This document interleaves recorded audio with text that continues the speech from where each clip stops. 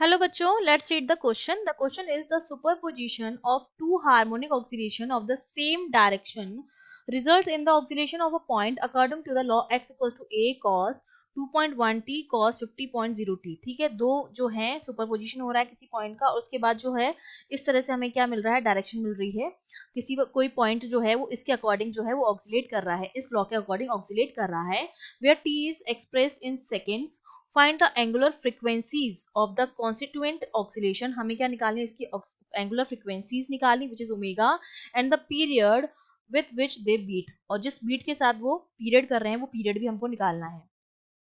तो देखो इस क्वेश्चन को सॉल्व करने के लिए हमारा जो की कॉन्सेप्ट रहेगा वो हमारा क्या रहेगा. की कॉन्सेप्ट में हमें जो इक्वेशन दे रखी है पहले हमें उस इक्वेशन को खोल के लिखना पड़ेगा और खोल के लिखने के लिए हमें यहाँ पर क्या लगाना पड़ेगा, कोई लॉ लगाना पड़ेगा. देखो इक्वेशन हमें गिवन है x equals to a cos 2.1 t cos 50.0 t.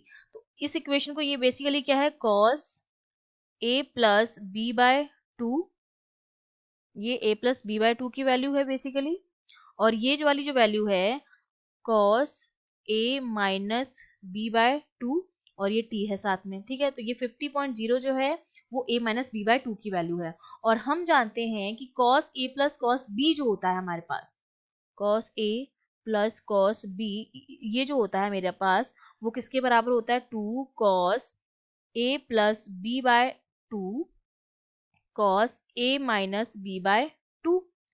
ठीक है, तो यहाँ पर अगर मैं cos a plus b by 2 cos a minus b by 2 की वैल्यू लिखूं तो वो मेरे पास कितनी हो जाएगी, ये इसके नीचे अपॉन है. ठीक है, cos a minus b by 2, इसको अगर मैं वैल्यू इसकी लिखूं तो ये वैल्यू हमारे पास जो आएगी वो किसके बराबर आ जाएगी, half cos a plus cos b. तो basically a plus b by 2 की वैल्यू जो अगर मैं निकालूं, a प्लस b बाय 2 जो है मेरे पास वो किसके बराबर है, 50 के बराबर है, a माइनस b बाय 2. ठीक है, a माइनस b बाय 2 की जो वैल्यू हो जाएगी ये हो जाएगी 50, क्योंकि ज्यादा वैल्यू है 50.0 और a माइनस b बाय 2 2.1 हो जाएगा. तो इस इक्वेशन को मैं खोल के लिखूंगी तो ये इक्वेशन मेरे पास हो जाएगी a बाय 2. ठीक है, ये वाला 2 आ गया हमारे पास, इस यहाँ से हम इसको खोल के लिख रहे हैं और यहाँ पर ब्रैकेट में आ जाएगा cos 52.1 a प्लस b किया हमने. ठीक है, ये वैल्यू a की हो गई, ये b की हो गई, दोनों को ऐड किया तो हमारे पास ये कितना हो जाएगा 52.1 into T plus cos, minus किया हमने a माइनस b, ये मेरे पास a हो गया, ये मेरे पास b हो गया, ये हमने वैल्यू पुट करेंगे तो हो जाएगा 47.9 t. ठीक है, ये हमने अब लिख दिया है.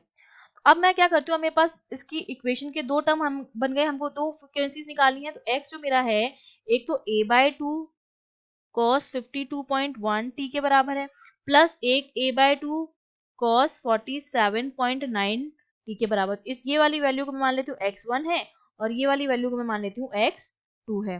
ठीक है, ये मैंने मान लिया है. तो यहाँ से मेरे पास जो ओमेगा 1 और ओमेगा 2, क्योंकि हमारे पास जो जनरल इक्वेशन होती है तो मैं जनरल इक्वेशन लिखूँ x equals to a sine omega t, ये जनरल इक्वेशन होती है. तो अगर इस इक्वेशन से मैं कंपेयर करूँ तो ये वाली जो वैल्यू है 52.1 और 47.9 यही मेरी क्या है, वैल्यूज हैं एंगुलर फ्रीक्वेंसी की. तो ओमेगा 1 जो हो जाएगा मेरे पास वो तो आ जाएगा 52.1 सेकेंड इनवर्स, और ओमेगा 2 जो मेरे पास आ जाएगा वो हो जाएगा 47.9 सेकेंड इनवर्स. ठीक है, ये हमारे पास क्या आ गई है, ओमेगा की वैल्यू आ गई है. दूसरा हमको क्या निकालना है, टाइम पीरियड भी निकालना है, time period which they beat. ठीक है, तो इसके लिए हमारे पास हम कैसे निकालेंगे ये टाइम पीरियड, हम जानते हैं कि जो ओमेगा टी होगा वो एन पाई के बराबर होगा, और ओमेगा टी मतलब 2.1 T which is equals to N pi, इसके बराबर हो जाएगा. तो यहाँ से जो टी की वैल्यू आ जाएगी वो हो जाएगी पाई अपॉन 2.1. इसको अगर मैं सॉल्व करूंगी तो वैल्यू हमारे पास आ जाएगी 1.55. अब इसके साथ वो बीट करते, तो ये हमने क्या निकाल दिया, उसका टाइम पीरियड निकाल दिया है. I hope you understood well. All the best.